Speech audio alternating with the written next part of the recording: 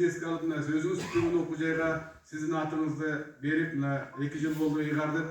Okumuşlar kengeşin jalpı müçösüne tereň rahatsızlık bildiririz.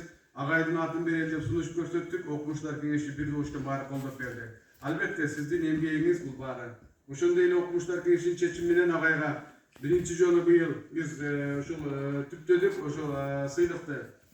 Batken Memleketlik Üniversitesi emgek sinirgen işmeri degen okumuşlar kengeşi çeçim kabul alınıp Nomer 1. töşbergi menen agay sıylangan. Hazır namında tapşırığa ruhsat beresizler. Agay sizge den soğuk kalayız. Var bolunuz. Siz meneniz sıymıktınız. Tereň rahatsızlık bildireriz. Anda ruhsat beresizde sıylıklar tapşırıp koyuğa. Amdan geçtiniz.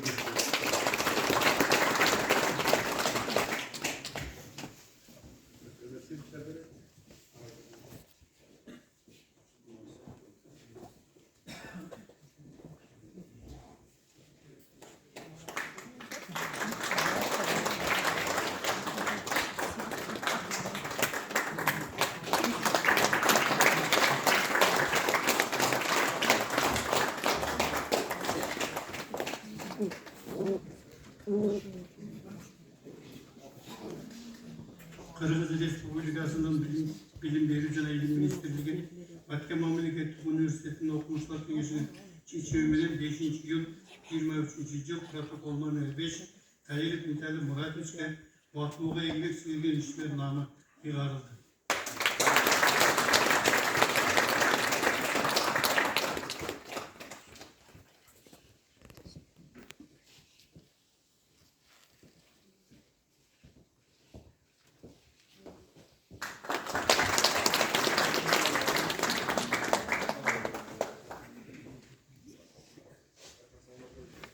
Rahmat çok. Seyriniz kutlu olsun agay.